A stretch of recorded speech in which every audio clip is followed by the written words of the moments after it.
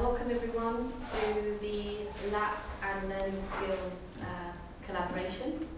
We're collaborating this year on Black History 365 and absolutely honoured to have great Anni Domingo with us to do a session on Mansfield Park, reclaiming the narrative through the Black gaze. A little bit about Anni. So Anni is an actor, novelist and King's PGR student. She'll talk and perform from Mansfield Park at the Watermill, July 2023, which toured the sites that Austen wrote in and about. The play reimagines Jane Austen's narrative giving life to 19th century race relations, which the novel could only hint at. In addition to discussing the pertinence of the adaptation, her integral role as Mary, Prince, and the all-black cast's encounters with their audiences. So Anni will talk about how her performance practice informs her research practice, discussing her performance in Mansfield Park at the Watermill and the play's significance for Black history, present and future. So I think what I'd love for us to do today is, obviously once we've engaged with this, is maybe just start formulating some of the, I'm sure we'll all have things that we're thinking about, things that have triggered within us, things that we're wondering, maybe things we've never considered, but as a result of today, we're thinking, actually let me just reframe that, let me revisit that. So I'd love you to sort of just ponder all of that and hold on to it, because there will be opportunity for Q&A, there will be opportunity for discussion, and Anni and I will be having a little chat after this, so I'm looking really forward to that. Thank you, without further ado. Thank you. Hi, everybody. Hello. Hi, everybody. The room is so full. How are you? It's about quality. Yes, not quantity, quality. You got it, girl. Right? Okay, so we're going to be talking about Mansfield Park, and the title is Reclaiming the Narrative Through a Black Gaze. Jane Austen, believe it or not, was white. And because of the times, she wrote Mansfield Park the way she wrote it. So we're at they call Two Gents production. Two writers, one black, one white. He's German, but he's lived over here. And they've been doing a lot of plays, taking just two people to do it, a lot of Shakespeare, and looking at it from a particular point of view. So they expanded this time, and there were 5 of us. Now, Mansfield Park is a classic. We all know that. It has been read and it's been seen on TV and films. And in case some people don't know this story, I'll just give a brief sort of recap of the story. So it tells of this well-heeled British family, the Bertrams. And you have Sir Tom and his wife, who is only called Lady Bertram, and Lady Bertram's sister, who's Aunt Norris. And Sir Bertram and his wife have Tom and Edmund, the sons, and 2 daughters, Julia and Maria.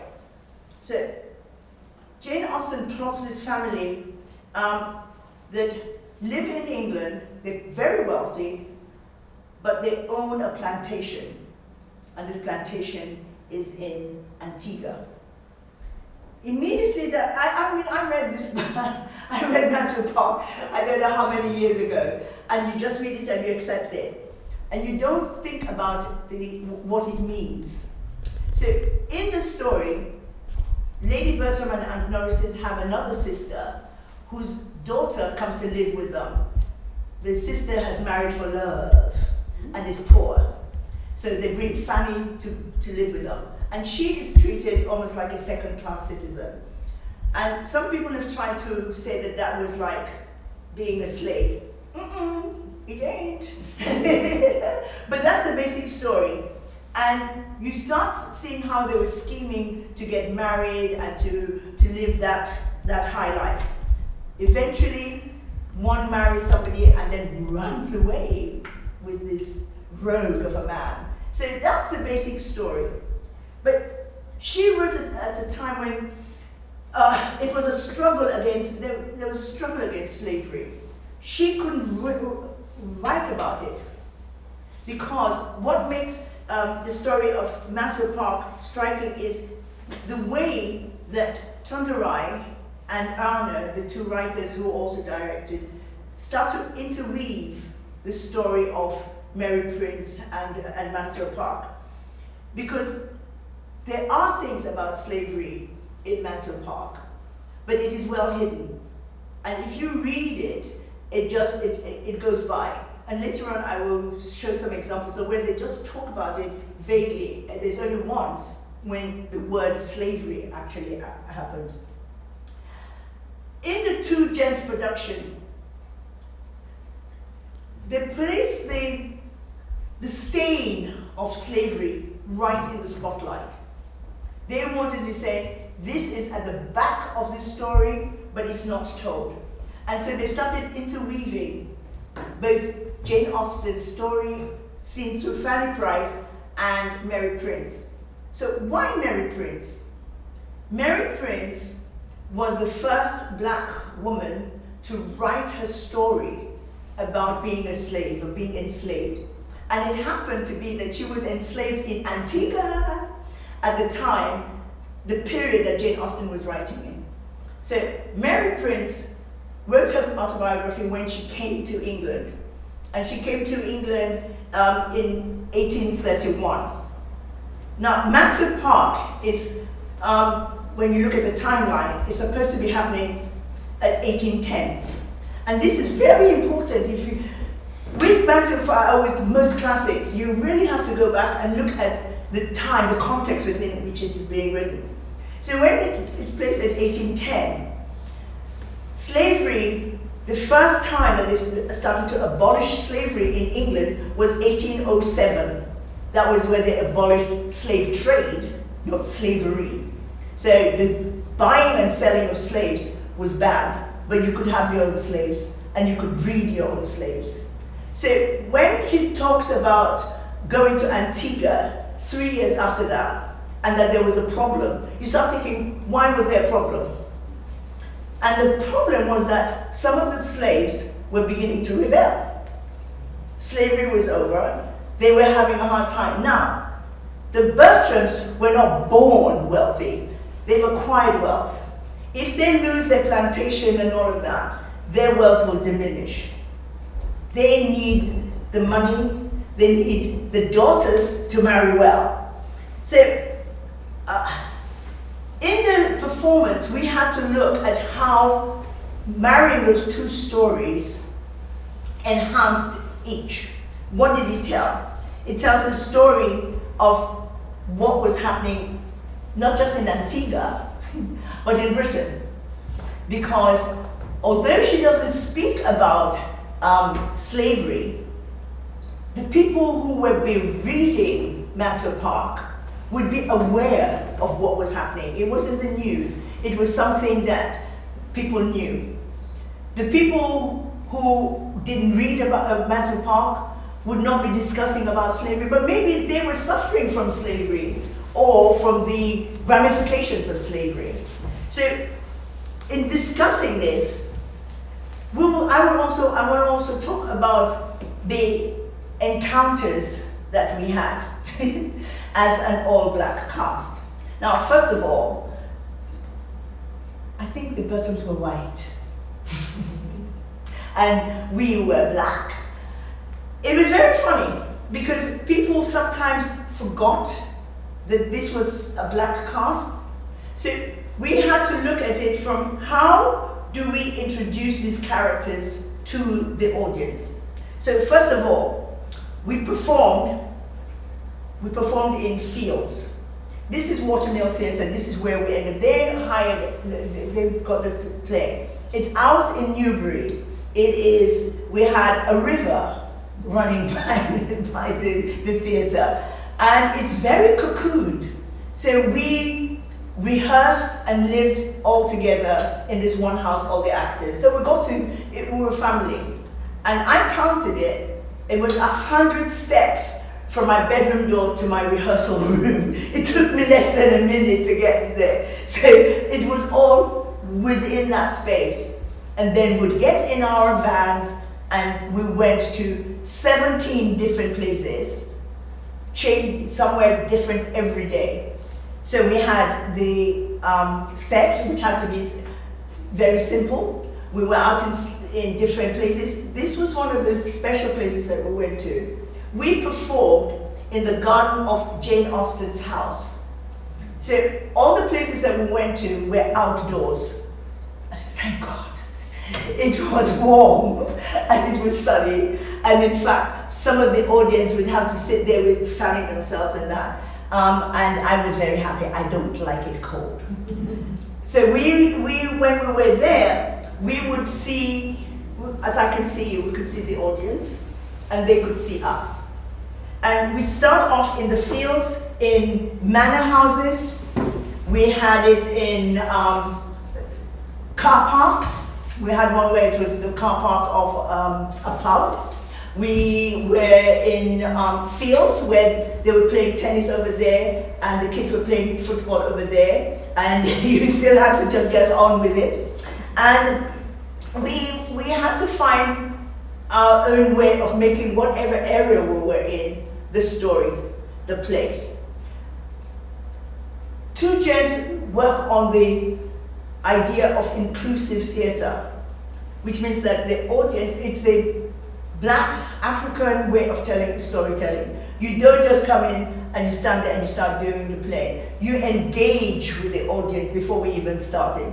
And also because it was out in the fields, there wasn't a dressing room that you could just appear. So we used that and we came through the audience before the play started, and we talked to the audience, and we had sugarcane. Who doesn't know what sugarcane looks like? Anybody here know sugarcane, what it looks like? Yeah. You know sugarcane? Yeah. Mm-hmm. Well, because we were in these little villages where when you looked at the audience, you were lucky if you saw one black person. If you saw more than two, you go, oh, you got family in, huh? Because a lot of these places, we were different. And a lot of them had not, they didn't know what sugarcane was. So we had sugarcane, and we talked to them about this is what it feels like, give it to them to touch, to hold, and to see how heavy or strong it is, and say, when we start talking about the work of the slaves for sugar, this is what, imagine what it would like when they're 6 feet tall or whatever and they have to chop it down. So we talked to them and they pass it around. Some thought it was bamboo.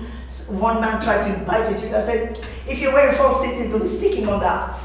He said, don't try to bite into it. So they immediately got to know us as people before they got to know us as characters.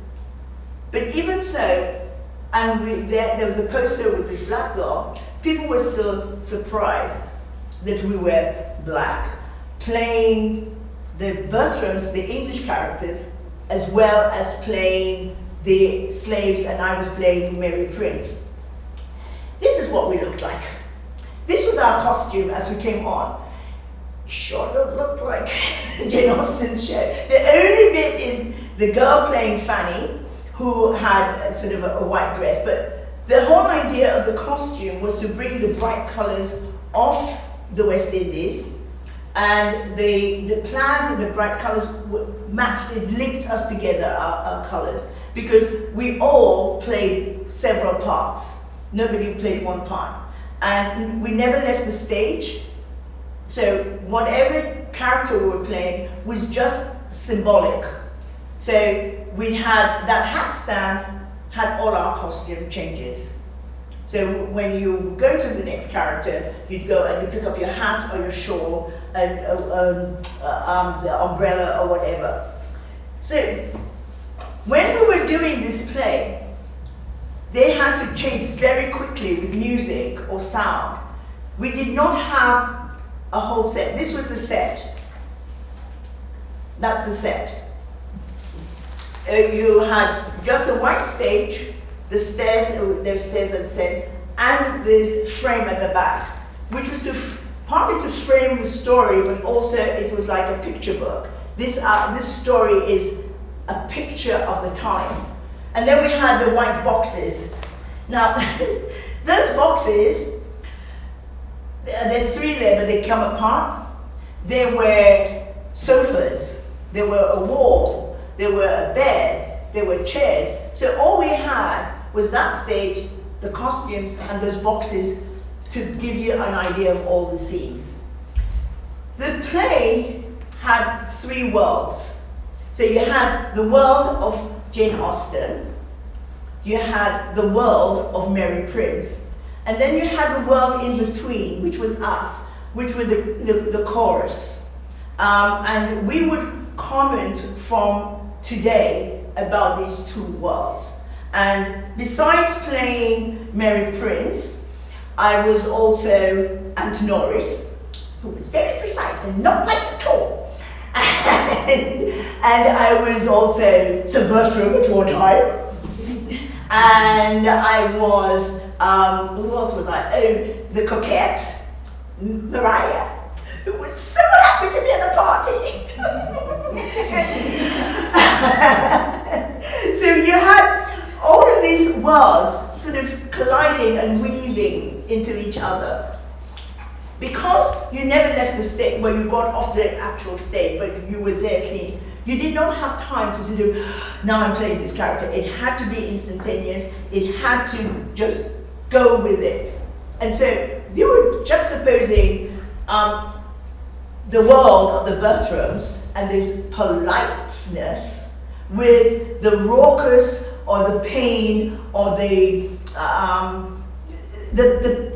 worry of how these slaves had to work. And most of the time, the slaves, the enslaved, was most of the rest of the cast, and we went into that world through Mary Prince's eyes.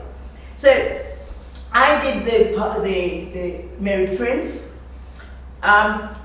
We had the girl playing Fanny Price never changed character, so we saw the Bertram's world through Fanny Price's eyes, and you saw the Antigua, the enslaved world, through Mary Prince's eyes.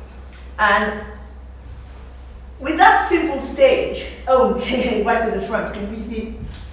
There, I was sugarcane, or which some people thought were, what was it, bamboos or whatever.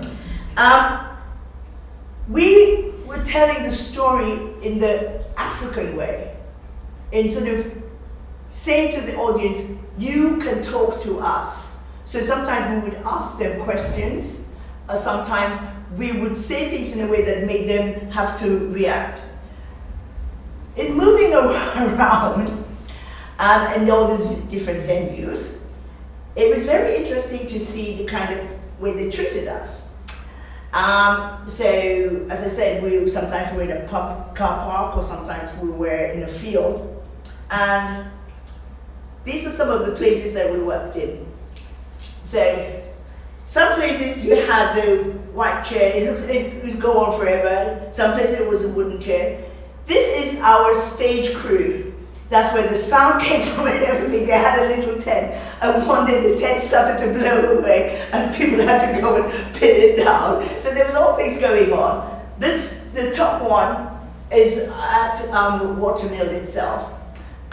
We only had bad weather when we went to the Watermill. That was a bit unfortunate because there was one day where we said at the interval, we can't go on. The audience had umbrellas, they were shivering, we were soaked to the skin, and we had the CEO say, oh, but you know, we've had plays in the room, so we did rain yesterday, it was a drizzle, this is a downpour, and even if we want to do it, it's out in the open, it's not fair to the audience, and so we finished at the interval, and they were leaving messages for us saying, oh, thank you so much. And we met some people and they went, oh, now we can get into the car and get warm. Oh, but see, you know, the theatre didn't want to maybe have to pay some people their money refund, but hey, this is the danger when you're working outside. So it was very funny. They said, we're not going to stop until the rain bounces when it hits the ground. Yeah, what does that mean when it bounces? And as you can see, we had the boxes and that, and so you sat on the box, and then you stood up, and it looked as if you'd peed yourself, because it's so wet. And you had to, we didn't have umbrellas or anything, so you had a scarf or something, and I picked up Aunt Norris's scarf, and it was soaking wet, and he said, oh God, I have to do this. So it was different. It was completely different for the audience, but it was also completely different for the actors. And especially in the times when we were doing the scenes from Antigua, you then had to feel it's supposed to be warm, you're supposed to be out there working, and you're thinking, my feet are wet, I'm dripping, but more importantly is, what are the audience getting from this? If we can't give of our best, and they are not receptive to it, how is this story going to go ahead? Because one of the things we wanted was at the end of the show for people to say, gosh, I did not know that, and go and get some more information. Otherwise, yes, this was the poster with, I think you can see by the way she's sitting, she's got attitude. And immediately gives you the whole picture. A poster can say so much. And I thought that this poster was absolutely brilliant in covering what the story of Mansfield Park is about, without even letting people know about Mary Prince. Because when we start off, they think they've just come to see Mansfield Park. They don't know anything about Mary Prince. So having to introduce Mary Prince into the story takes them by surprise, but also it means that they have to decide what part of the story they want to engage with. And obviously, in an area where most of the people have never seen, and also that whole area, which I call the Shires, of very much Jane Austen. So we had Berkshire, Oxfordshire, Wiltshire, and so on, and the Shires. And they were very much Jane Austen fans, most of them, and they came to see the show. There are lots of people who came to see the show.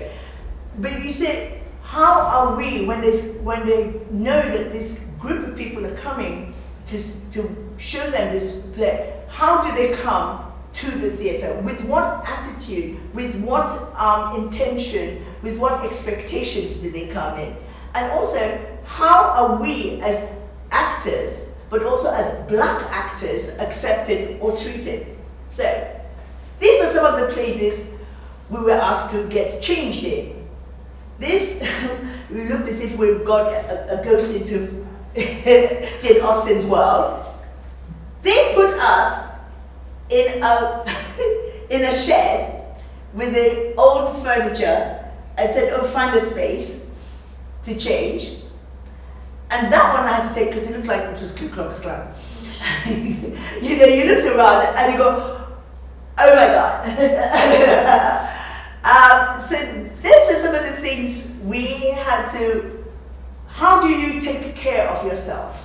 We had to learn how to take care of ourselves because you couldn't get upset, you couldn't throw a wobbly, you had to get on with the job. But some of the time, it was quite hard. I haven't got the picture. There's a picture I have, and it's a beautiful manor house. The people were there. We're going to do it in the front garden. There's a fountain. They were putting all the chairs. They put us in another shed. We were not to use the house. And when we wanted to use the bathroom, we were told we couldn't go into the house to use the bathroom. We had to go down the road to the pub. I thought, okay. Other places we went to, and they were fabulous. They set up a meal for us. They were expecting us. Some other places, well, I haven't got the picture. The first place, there are 5 actors, and we got there, and there were 2 sandwiches, 5 apples, and 5 tea bags. That was the meal that they set for us. So all the time, you were going with knowing that I have to give the story I have to do the best of it, but I have to say some of their actions are really what we're talking about. What is it to be a black person in England at that time? What is it to be a black person in England at this time? What is it to be a black person performing a show for you? After one show, I was telling my friends, after one show, for example, we had the five of us sitting, having a drink, coming down before we had to go off back to where we were staying. Somebody came up to us and says, I thought you all were from Africa. Your English is so good. And I went, yes, way back, I guess we all came from Africa. And he said, if you shut your eyes, you'd think you were on the radio, your English was so good, we would not know you were black. This day and age. And I went, oh. So what happened when you opened your eyes?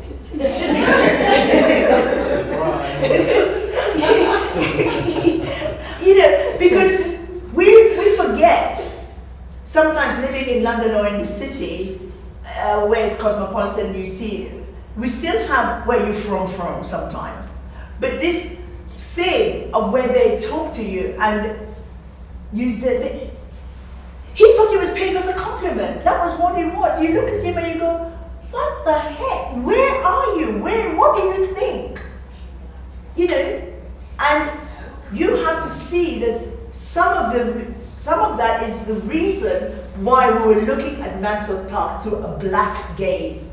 Look at it from a black person's point of view. Because until you have just that little inkling of what it feels like or what it sounds like, you don't see why black people object to some of the things.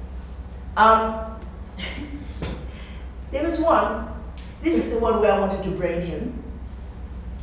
This guy came up to us, myself and one of the other guys. He must have been in his 65, 70s. Very good. Okay, thank you. My great-great-grandfather freed you and the slaves. And I went, excuse me? My great-great-grandfather freed you and the slaves. And I went, I don't think he freed me. I'm from Africa, first of all, and I don't think he did it on his own. And he went, Charles Gray.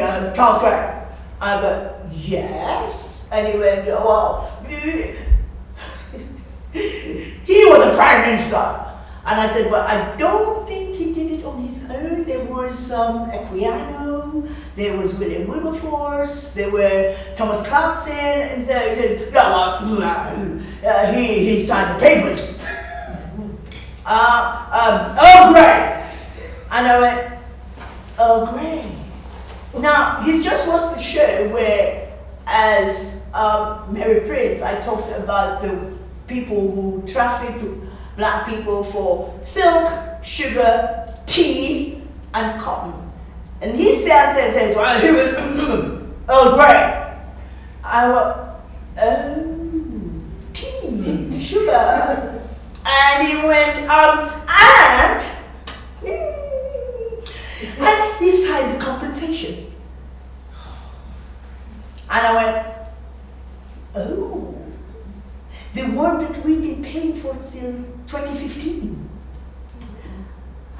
You know, history is very funny. There's good history and there's bad history. Your history is bad history, and walked away. What can you say to somebody like that who has seen the show? They've talked about what it was like for these people who were enslaved, what it was like to have the combination of white and black, and people not being able to say what they felt, and yet you have to come and tell me that your great-great-grandfather Earl Grey signed the compensation. I had to walk away, because otherwise I think that if I'd gone on to say anything else, it would have been extremely rude and it would spoil the whole thing. It wasn't in front of other people, it was just with us.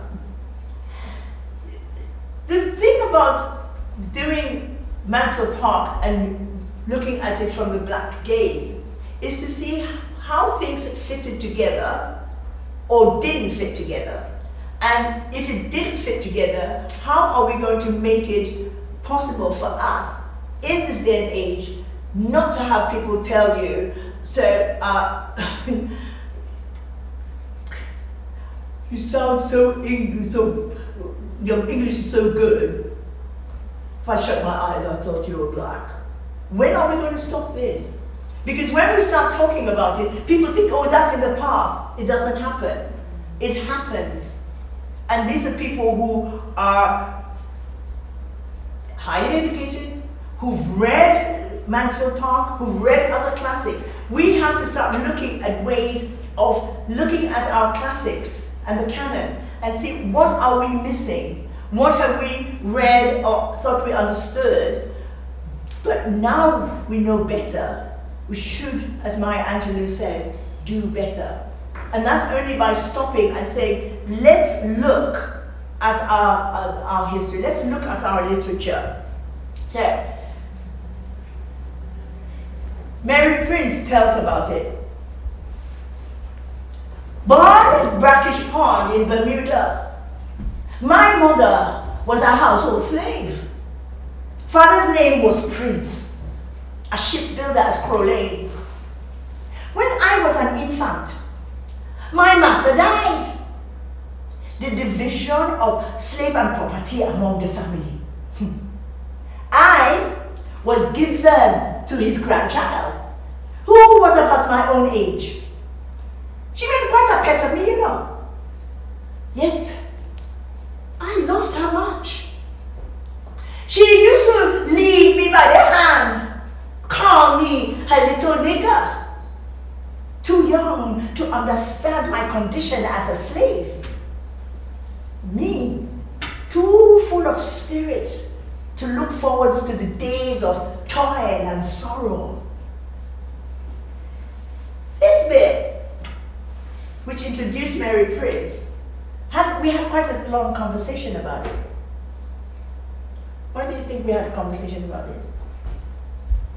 Whether to use the word nigger? Because that word has connotations, it has a meaning that is highly political, highly emotional nowadays. So we had almost an hour's conversation about whether we should use that word. But for me, as a writer, I did not feel that we had the right to take the word away that she had put in that paper. That was what was said to her. I could not say, she took me by the hand and called me her little N-word. Should I find a different word? Am I going to rewrite what she said? We need to talk about how we use language. And when we look at these classics and they say some of these things, how do we represent it? And I said I was going to say the word, and if it offended people, good.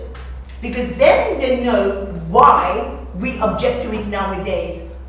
I would not permit anybody to use that word if they were writing something now.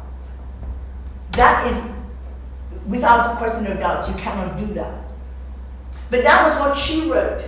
And the thing that is happening now in literature, where they are changing the words that people say in novels, rewriting it to suit our point of view, is really, really worrying.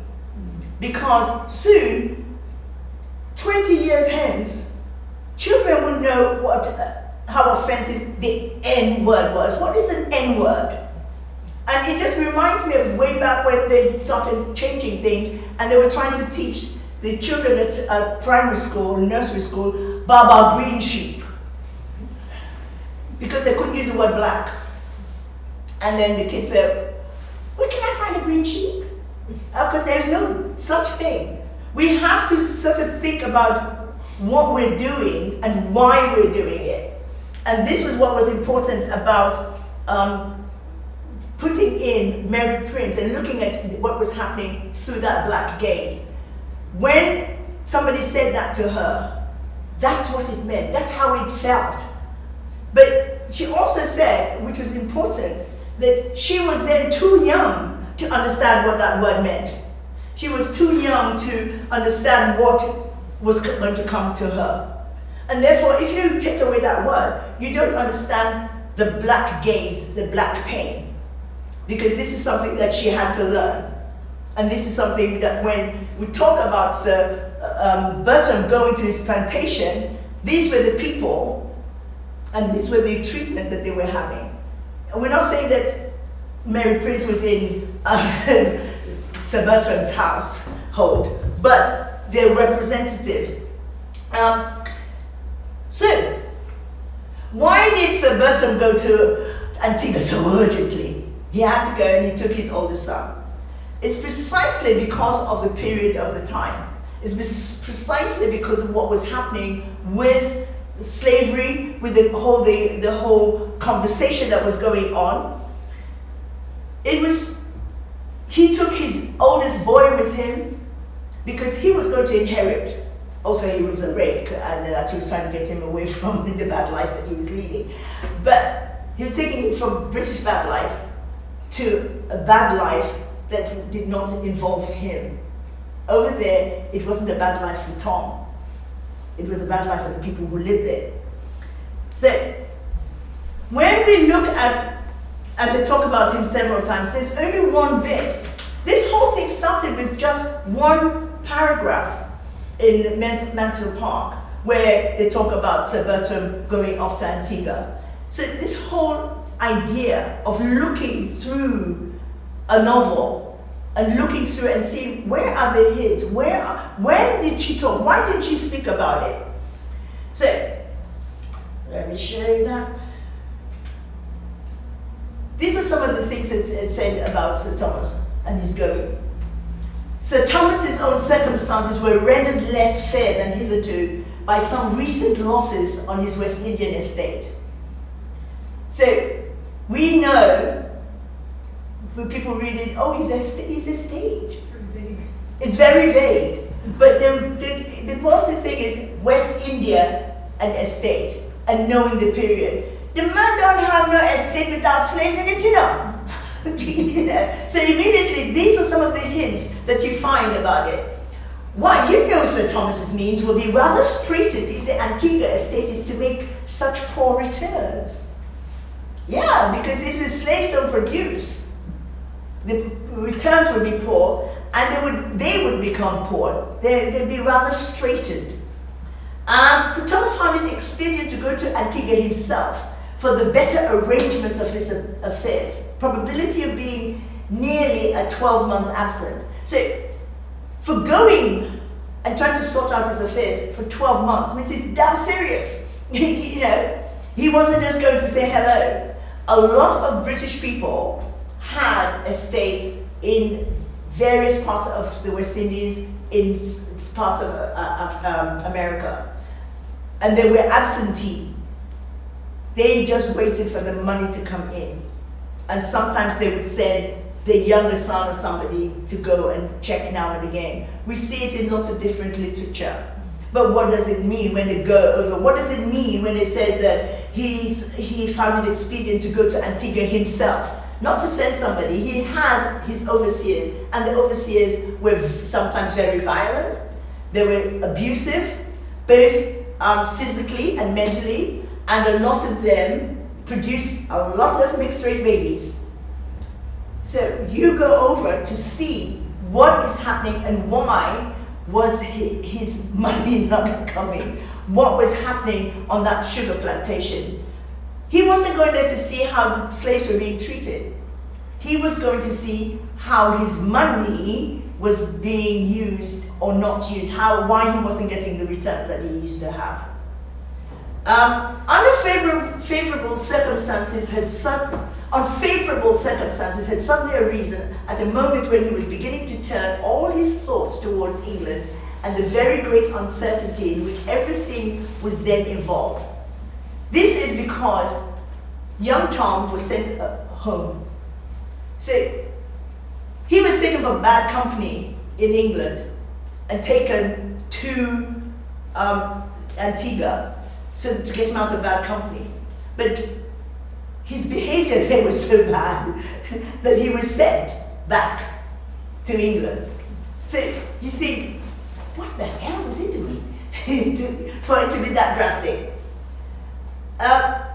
So Thomas comes back. That will soon be settled. So Thomas has been writing about it, I know. So it's been soon be settled. What were they doing? How was it settled? We don't know. We have no idea what is going on for fact. But if you know the story, if you know what was happening, if you know that, for example, in Jamaica, that's where the Maroons were rebelling. Okay, there were riots in Antigua. We don't know whether it wouldn't have been St. Thomas's plantation because it's a novel. But we know that Jane Austen knew a lot about slavery and slave trade and so on, because two of his brothers were in the Navy, and they were on some of the ships that patrolled the West Africa coast, stopping illegal trading. So once in England, the slave trade was banned. It wasn't banned in other countries.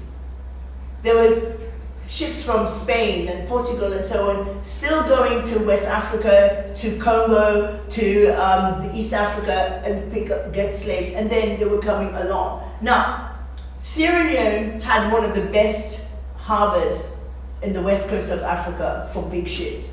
And that was the base for the British Navy, the Royal Navy. And from there, they would go out and stop or try to stop these slave ships. So she knew about this. Her father had a friend who had a plantation in Antigua. She had information of what was happening and how it was happening. So she did not write about it because, as we find out later, she couldn't, or they wouldn't publish. So we see Mary Prince tells us how the slaves were worked. She saw how the slaves are worked in Antigua. They were worked very hard and fed scantily. They were out to work at daybreak, horn after dark, and then each has a bundle of grass for the cattle in the pen. Then, on Sunday morning, each slave has to go out and gather a large bundle of grass. They bring it home and sit at the manager's door and wait. Wait till the manager come out. Wait often till past 11 o'clock without any breakfast. After that, those that have yams or potatoes or firewood to sell hasten to market to buy a dog's worth of salt fish, or pork, a little pickle in the shad barrel, which they call sauce, to season their yams and corn. It is very wrong to work on Sunday or to go to the market. Will God not call the Bakra men to answer? They will give the slave no other day. This is how the slaves were working. They did not have a day off. They would be working all day, even on a Sunday. And this is men and women and children of a certain age. So when he went to sort out his plantation, it was to stop these people from rebelling and stopping and saying they weren't going to work. This is the black gaze. This is what it means when we read a sentence in that story and we read it and we go on. Mary Prince was sold several times and she ended up in Antigua. And then she was brought to England. And she is also one of the few women who took her master to court, because she left them because they treated her so badly. She was ill, they forced her to work and she could not work, so they beat her. And they beat her. And so when she came to England, she found some friends who took her in, and they were demanding that she came back. And they started to spoil her character so that she couldn't get any work. Because this was very similar to the Somerset case that Lord Mansfield worked on, where he said that, or what people believed he said, that any slave that set foot in England was automatically free. So Mary Prince in England was therefore free to a certain extent. But what Mansfield was saying was that because there's no longer slavery in England, you cannot take somebody by force as a slave out of England to go somewhere else. So it's very subtle changing, but the thing that people believed was that any slave that set foot in England was free. And Mary refused to be enslaved any longer. So there was a big court case for her. So you find out that the treatment, why she said no more. Several years the slave, my owner, he had an ugly habit of stripping himself quite naked, ordering me then to wash him in a tub of water. It's worse to me than any of the licks. Sometimes, when he called me to wash him, I would not come. My eyes were so full of shame. During the time I worked there, I heard that another white man was going to Antigua. I felt a great wish to go there. And I went to my owner and asked him to let me go. I was purchased by the other slaver for $300. And he took me to Antigua, to the town of St. John's. Now there's a lot of different things that Mary Prince is talking about. First of all, the treatment that she was having, he was forcing her to wash him and to get his kicks out of it, and he did not believe that she could have any shame. She was a slave. She had no feelings. What she wanted did not matter. And eventually, and there's another part where she tried to be sold, and he refused to sell her. And eventually, he sold her for $300 to this man going to Antigua. $300. So she was still a slave. And when she got to Antigua, the treatment was even worse. So most of the slaves, except those who were in the area of the Gullah, were sold and resold, sometimes to pay debts, sometimes as a punishment, and sometimes the owner died and split up a family. There was no consideration whether mothers and children of husband or wife should be together. So when Mary Prince was taken to England, she left her husband behind. She could not, it was not considered that she could stay with her husband, who was a free man. He was free, but he could not afford to go with her. And if he'd come with her, where would they go? Where would they stay? Well, how would they earn money? So there have been lots of different sort of connotations of Mansfield Park, TV series and so on, and film. The one that looked a little bit at the story of the underlying slavery in the story is a film which came out in 1999, which was directed by Patricia Rozema. But it departs from the original novel quite a lot. One of the things that Tonderai and Arne were very clear on is that we're not rewriting Mansfield Park. We're not changing the story to suit our point of view. We are just opening that window and looking it from a black gaze. So in the film, they changed the novel into a much darker thing.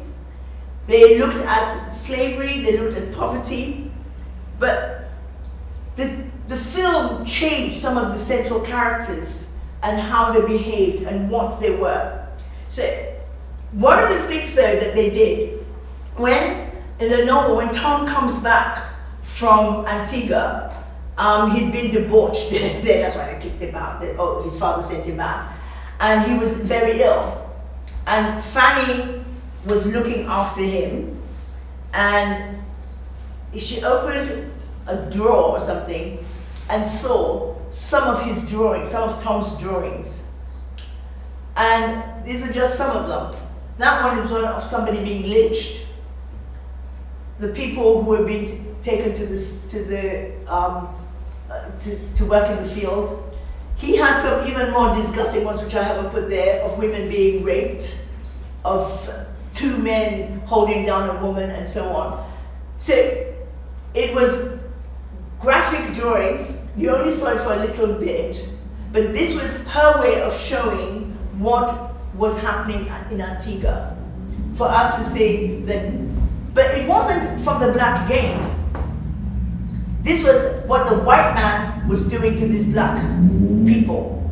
It had nothing to do with how those people felt or what it meant to them. And that's the difference between sort of just talking about it, but also showing what it meant to the people there. How am I doing for time? Because I could go on forever. You're good. Oh, good, jolly good. Let me tell you a story. So, after this, in the film, so Tom comes back. We see some of the things that they had to talk about when he comes back. Such an absence, not only long, but including so many dangers. It would show a great want of feeling on my father's account, absent as he is, and in some degree of constant danger. Danger? What did that mean? Why were they worried about so many dangers? Because that was what they were afraid of, that the slaves were going to have an uprising, that they were going to lose everything. They didn't talk about the dangers that the slaves were going through, or the pain, or the want of just human caring. So when we read the novel, and poor Sir Tom in Antigua, he was in danger. Man, was he the person in danger? I don't think so. This is why we needed to show the other side of what was happening. And then when he comes back, Fanny talks about when he comes back. I love to hear my uncle talk of the West Indies. I could listen to him for an hour together. But Sir Thomas didn't want to talk about his time in Antigua. And she was accused of not talking, or the family not asking, and Fanny says, but I do talk to him more than is used. I am sure I did. Did you not hear me ask him about the slave trade last night? That is the only time in the novel that that word is used. About the slave trade. And it wasn't about what was happening in Antigua. It was about the slave trade. And you realize how, although Jane Austen wanted to talk about it, she could not bring it up as we have a discussion. And it goes on to, because in that scene, Fanny, they're having a meal, and Fanny tries to find out what was happening, and the whole thing is deflected. And she said, I did talk to him. And I was in hopes the question would be followed up by others. It would have pleased my uncle to be inquired further. I don't think it would have pleased her uncle, because her uncle, when you read the novel, is the person who moves the conversation away from that. She wanted her cousins to ask more questions, to be involved. They did not care. They just knew that the money was coming from there. They were not involved in what was happening in Antigua, or why father was in danger. He's home. And she goes on to say, I long to do it, but there was such a dead silence. And while my cousins were sitting by without speaking a word, or sitting at all interested in the subject, I did not like. I thought it would appear as if I wanted to set myself off at their expense by showing a curiosity and a pleasure in his information, which he must wish his own daughters to feel. She's coming from a different point of view. She wanted to be involved, but then you have to think about, this was Fanny, who was treated, was a poor relation, who nobody listened to, who was treated quite badly. So the fact that she tried, but did not feel that she was brave enough to say, to inquire. I always feel that this was almost Jane Austen's own voice coming through, that she wanted to find out more, but she was not allowed to. She was afraid to, or she thought of the consequences. She did not want to put herself forward. And we've got to realize that Jane Austen, when she first wrote her first novel, her name was not added to her books till after she died. Her books were not said by Jane Austen. The first one was Sense and Sensibility, and then the next one says, by the author of Sense of Sensibility. You know. So we've got to think about what was happening to women writers at that time and not feel that you just didn't care. For me, part of the thing about doing Mansfield Park was to open our eyes to the person of who Jane Austen was, as well as to Mansfield Park. What were the restraints that she had? Because I look at that as a writer myself and say, what things are happening now in my world that I want to write about, but I have to be careful how I write about it, and how will that be seen in 50 years, 100 years time? If I wanted to write about, I don't know, world peace, or about Russia, what language would I use now, and how would that be seen in a few years' time? If I want to write about Judge Floyd, then the anger or the worry or the what that I have now might make me use language that in 30 years, 40 years, they might go, oh, did you hear what she said? Did you read what she said? But how much, as a writer, should I be taking that on board? How much should I be thinking about how what I write now is going to influence or seem to others 30, 40, 50, 100 years later? Because we are looking at the books that were written by people like Charles Dickens and so on, and we're revering them, and yet we're also changing them to suit our sensibilities of now, rather than look at it and say, this is what history is about. This is what was happening then, and this is why it had to change. Because if we change it now, we are changing it so that our children, grandchildren, great-grandchildren would not understand what it was about. So this is why I'm really looking at what was the black gaze. You could have a different gaze. It could be that somebody else would look at it and look at what was the woman's gaze. I happen to be black, and that's what I'm doing. That's where I'm interested at the moment. Who knows, I could change. So I said that there were these three worlds, and you had the Mansfield Park world, and looking at those characters, and you had the world of Mary Prince and the enslaved. But there was that middle world of the chorus. So when we're not playing any of those parts, we were also the chorus. And being me, I played the rogue chorus. I was the one who was questioning what was happening now. In the eyes, the chorus were the people who were happening now. So when they start talking, and she started talking about Mary Prince, and she said, Mary Prince, she worked and lived as a slave on a plantation, just like the one the Bertrams owned. But Jane Austen did not write. She did not write about people like us. Me.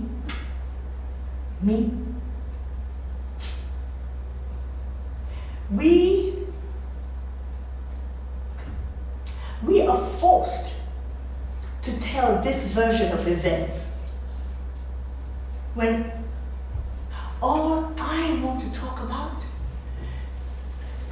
is about the real black people.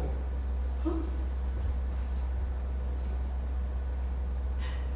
The real black people who are now stars in the sky, waiting for us to recognize them. They whistle to us in the wind. They want to be celebrated. Can you see the scars? Can you see the scars? Can you see us? Can you see me?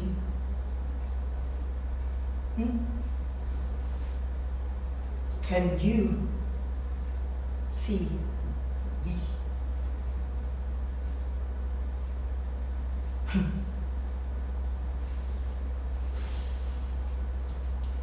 Every night it was hard to do that.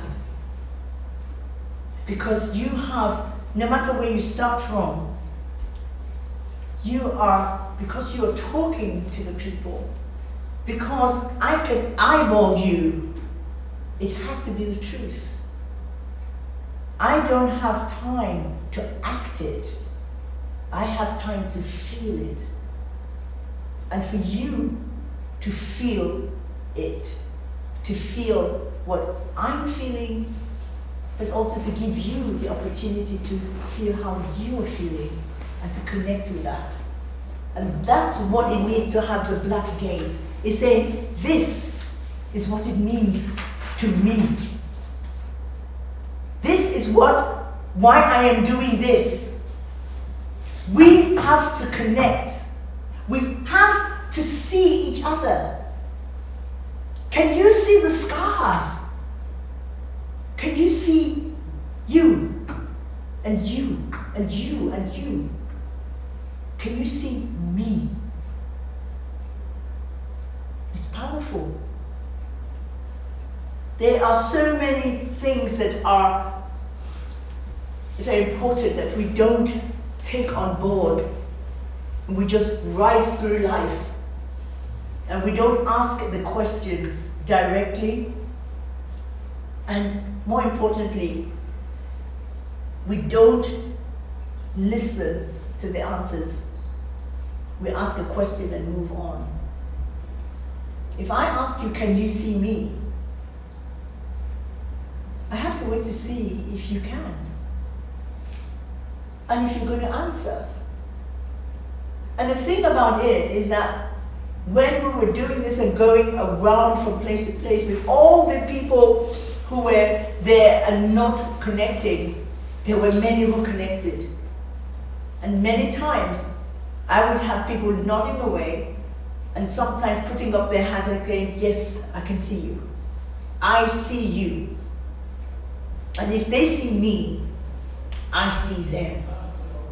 And if we see each other, we can move along. We can make changes. It is important.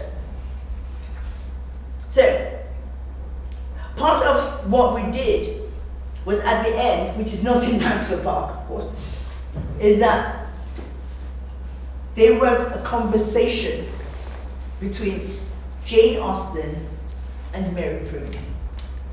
These were two women, one white, one black, who were writing at that time, who were telling the story of the time in their own way.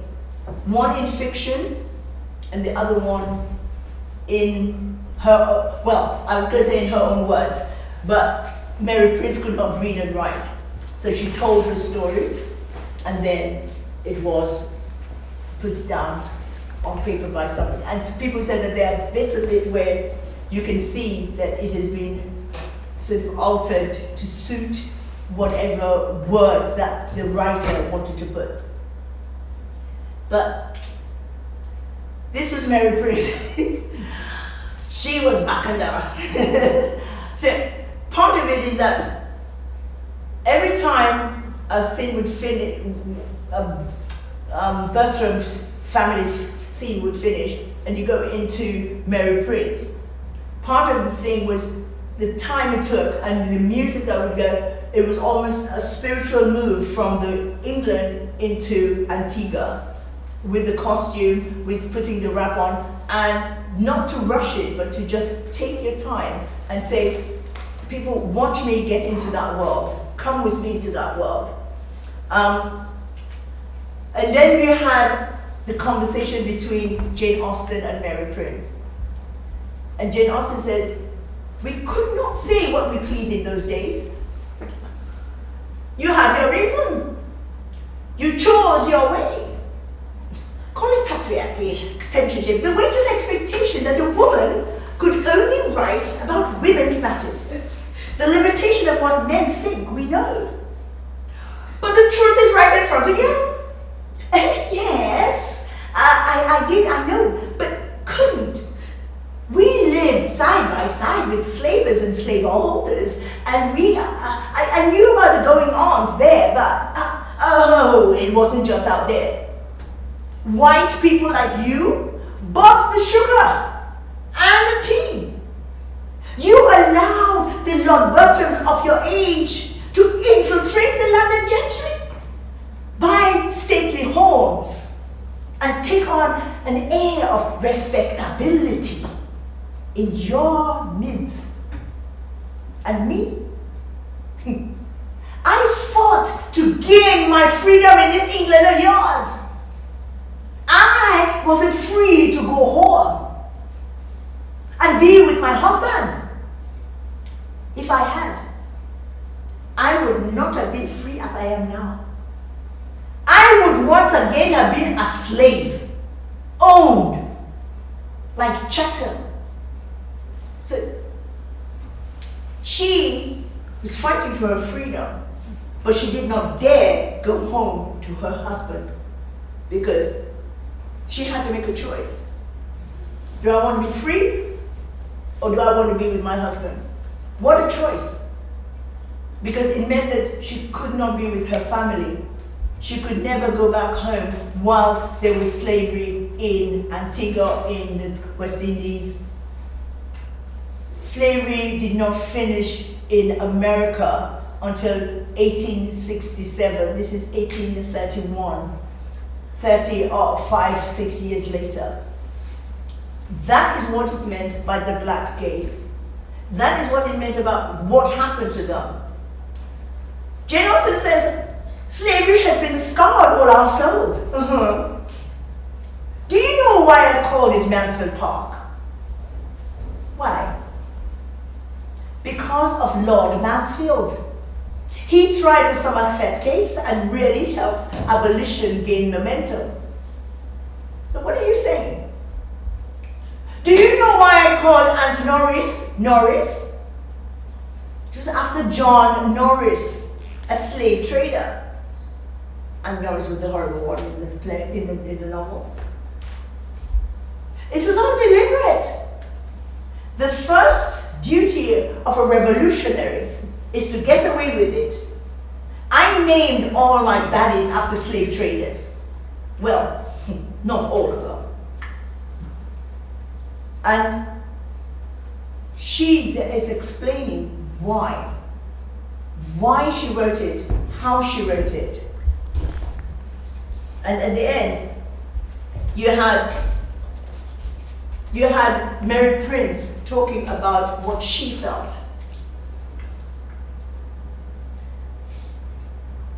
She talks about, before I go to that, she talks about, I just want to talk about some of the other books talking about Jane Austen.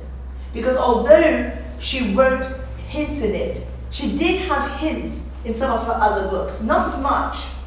She had hints in Emma,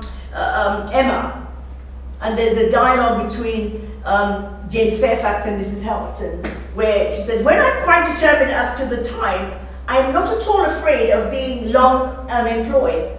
There are places in towns, offices, where inquiry would soon produce something. Offices for sale, not quite human flesh, but of human intellect. It sounds so glib. Oh, I go to the office, but it's not of human flesh. She's talking about slave trade. Oh, my dear, human flesh, oh, you quite shock me. If you mean a fling at the slave trade, I assure you, Mr. Suckling was always rather a friend of the abolition. A friend of the abolition. Again, she brings in the word. She doesn't go into it. She brings in the word of slave trade, slavery, and Jane Fairfax goes, oh, I did not mean, I was not thinking of the slave trade. Governess trade, I assure you. So he's thinking about the way a governess lived was like a slave? I don't think so. And then, of course, you have in Sanditon, which she didn't finish, Jane Austen didn't finish, which was a big step forward, because you had one of the heroines, Miss Lamb, a young West Indian of large fortune. She was mixed race. What does that mean? It means that the mother was once a slave, that the father, whether it's the owner of the plantation, and I don't know whether it was the owner of the plantation, because he gave her the wealth. Because some of the slave owners did take care of their children. There are quite a few stories of sending them to boarding schools over here. You have stories of children who were so light-skinned that they passed as white till the next generation come and there's a shock.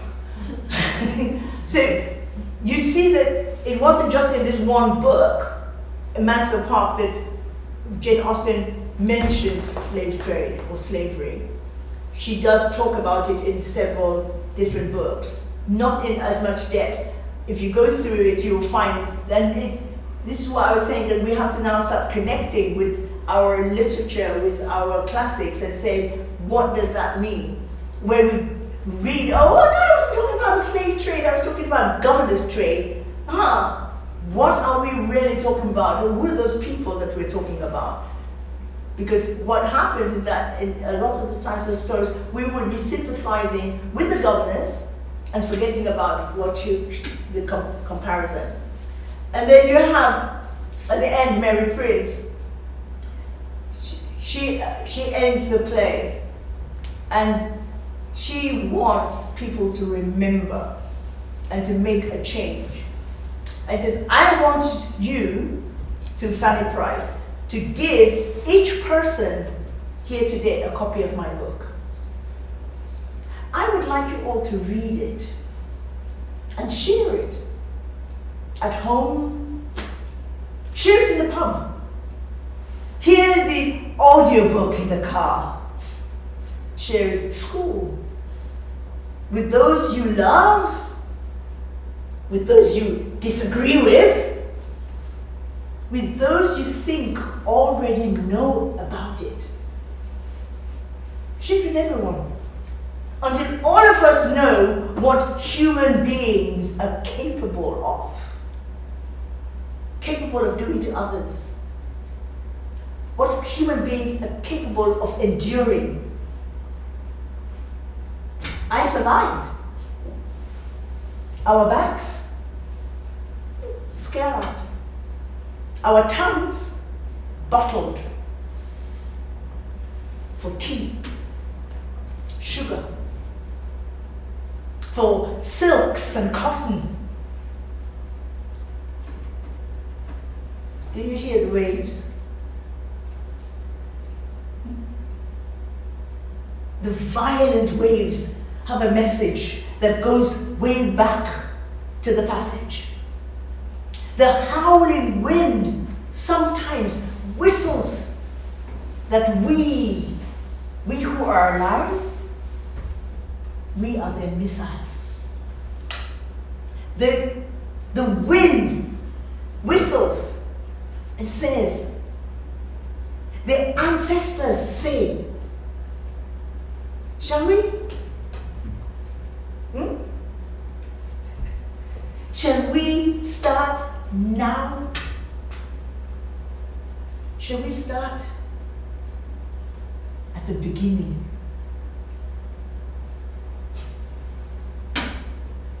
Start at the beginning and make a change. Make a change.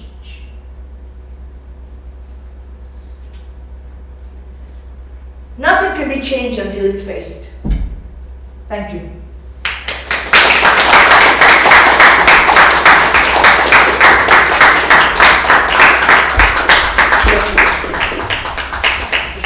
Thank you so much, Annie. I'm going to give you a little bit of a rest. I'm just going to bring some chairs up. In the meantime, are there any questions? If there are any questions, then keep that in mind. We have microphones if you like. Oh, in this room? I know. Thank you, I'm okay. Sorry. Oh, Lord. Okay. Thank you for that. You're very welcome. Thank you for staying. Can I give you a moment? And then we've got one question here. Any more questions? Yes? Oh, jolly good. I love questions. Yes. So, when take your time now. No, I'm fine. You sure? Yeah, I'm Okay. Oh, you're my hero. Sorry. I won't joke while you bring him. Right, Tony, over to Thank you. you for that. It's very rich and wonderful talk.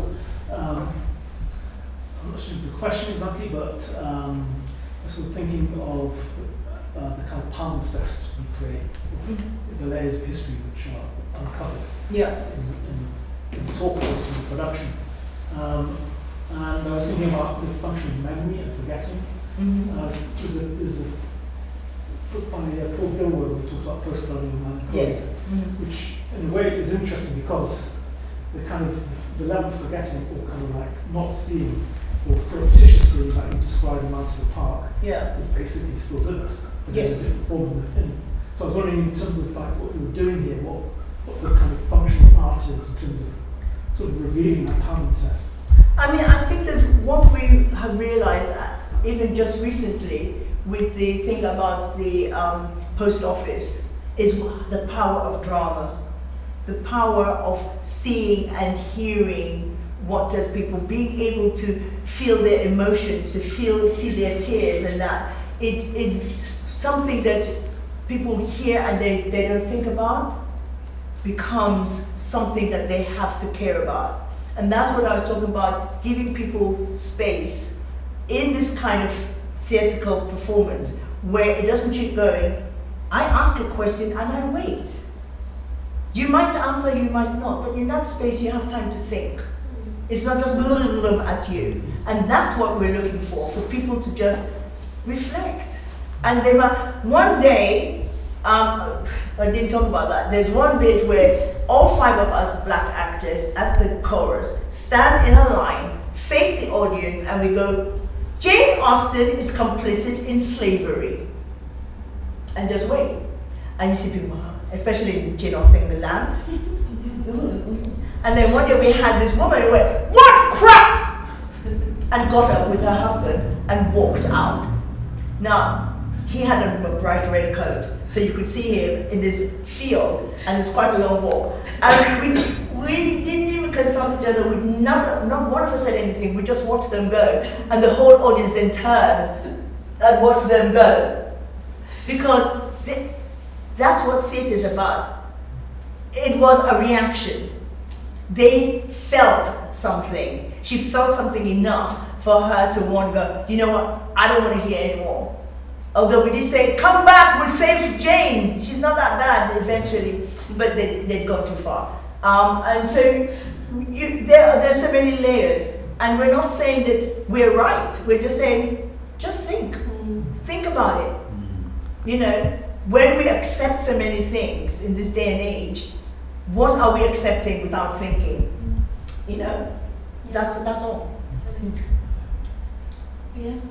Thank you, Annie. Thank you so much. You're very for welcome. This thought-provoking Good. presentation. I think I want to go back to the process of writing that you were talking about. Yeah. And you've said something that sparked something in my mind, which is good, because I do write as well. Yeah. And you spoke about the process of writing now and paying attention to the language and how this can be perceived in 40 years or 50 years. So how do you navigate that? What advice could you give to writers so that they are perceived perhaps in their most authentic way or something like that?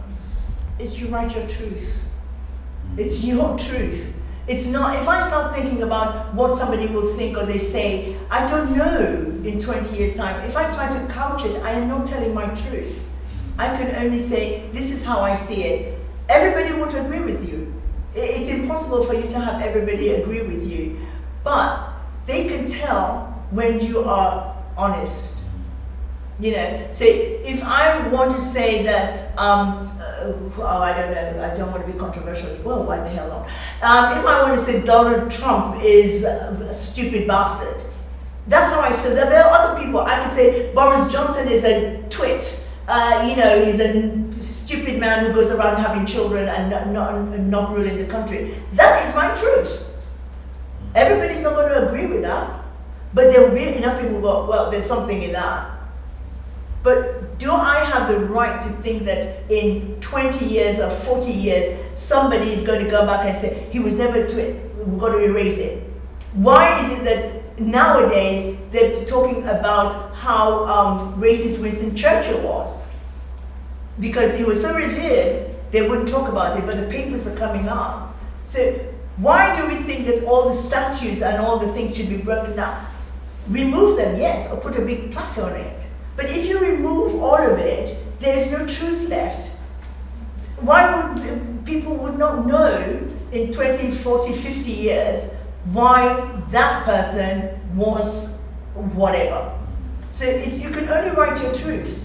And it's very difficult. And sometimes you take a breath and you think, I always look at it as if I'm writing an autobiography, and how much of myself do I want to put on the paper? And also, if it's something to do with family, they might not want me talking about that, but what the hell? Let's go. Because that's my truth. It might not be their truth. Yeah.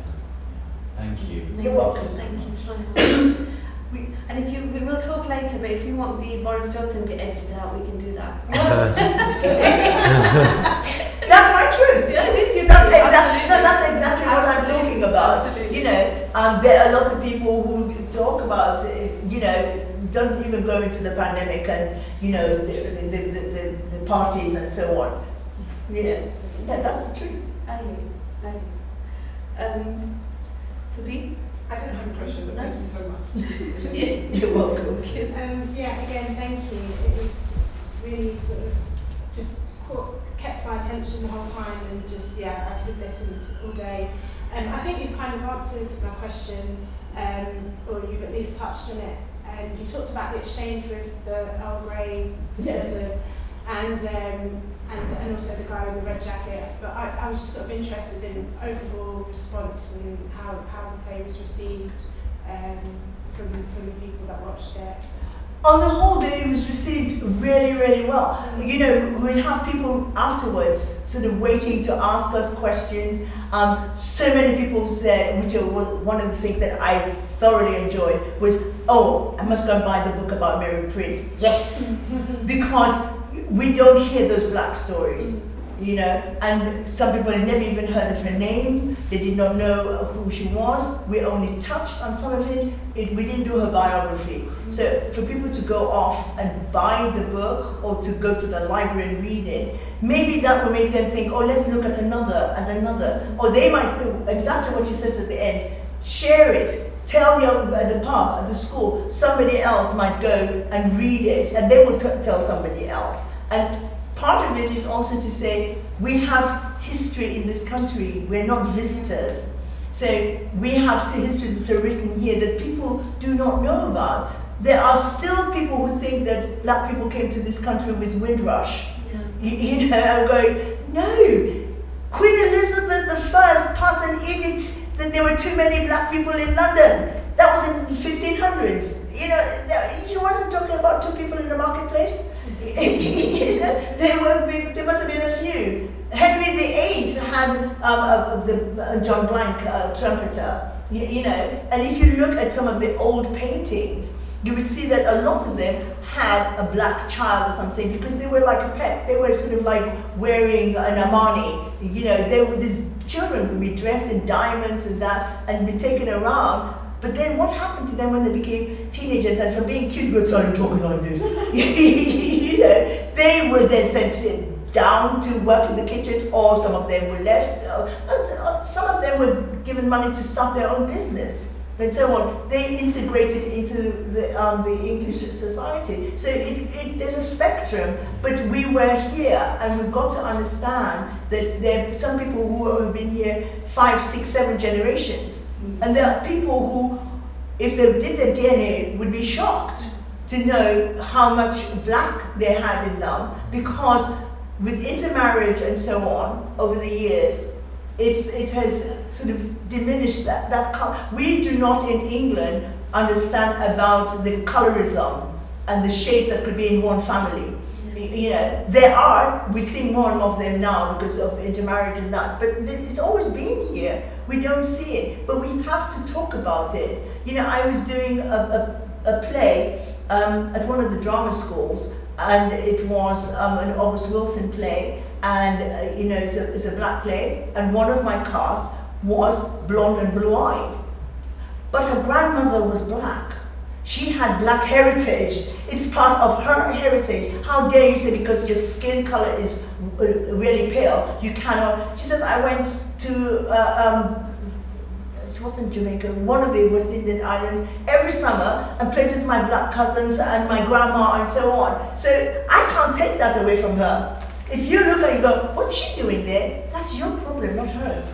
Yeah, absolutely. You know, and that's what we have to start understanding.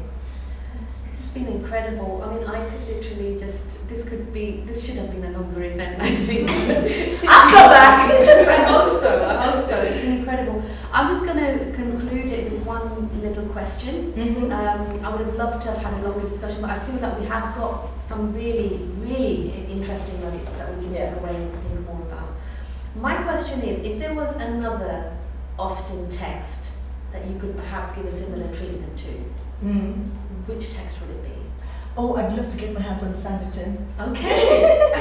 And finish it well, the thing is that there's another bit in the play, and where Mary Prince and Jane Austen are talking about it, and she says, you know, actually, Mary Prince says, I do like Mansfield Park. I don't like Pride and Prejudice. Too sugary. Okay. And she says, but you should see what they're doing to Sanditon now, because she didn't finish it. And I like Emma, you know. Yeah. So interesting. Yeah, but Sanditon, to make it our own black story, that would be wonderful. Wonderful. And I mean, one of the things that was interesting was doing the show in the garden of Jane Austen's house. There's a museum there. Yeah. And you know, that's where I found out about her brothers. But and Channel 4 came and did an interview, and then we did the show. So we didn't have time to go through the museum properly. Yeah. And I'd love to go back and sort of just look in more detail at all the things that were there. You know, we saw the table that she wrote in, which is a tiny little table. Yeah. You know, and she had a difficult life, and this was in Chawton, where she ended up, but she lived in Bath for a long time, and I've been there to the place in Bath, but I'd love to go back. Now I'm looking at it from the black gaze and just see what else, you know, you could see about Mansfield Park, but also her other stories, you know. Absolutely. No, it's fascinating. I did go to that museum in Bath a few years back, just after the pandemic. Oh, right. And I remember looking at it through a similar perspective. The embroidery, Yes. the first time I realised that the embroidery was Indian embroidery, Yes. shawls and everything. Mm-hmm. And that kind of, not Austen quite, more Bronte, but reminded Yes. me of, there's references to... Because they travelled a lot, and they came back with the silks. That's why she says they travelled for tea, cotton, silk, Yeah. and so on. And they went to India, they went to China. because when they stopped, when the abolishing of slavery, there was a lot of that fight before it actually happened. And one of the things they did with the women took a stand on it, and they stopped eating sugar. They stopped, and you were sort of reviled if you had sugar in your tea or anything. And then some of them had the sweet tooth and they wanted sugar, so they got it from India and said, excuse me, they weren't called slaves, they were indentured, and that was just as bad, but it made them feel good. I mean, they wore badges and things saying, which Wedgwood started, you know, they had the sugar tongs and they had the sugar bowl, am I not a man, and that's where you go to take your sugar, you go, ooh. Some of them didn't care. So they had, am I not a man and your brother? And later on they had, am I not a woman and your sister? The fight to stop slavery started in the 1700s, long before it happened. William Wilberforce took it to the Parliament again and again to stop it, but he was dead before it finally ended. You know, so. Fascinating. It's absolutely fascinating. Well, so much for all of us, I think, to think about, and we're definitely going to have you back when you're free. You are very welcome. So I could talk about it forever.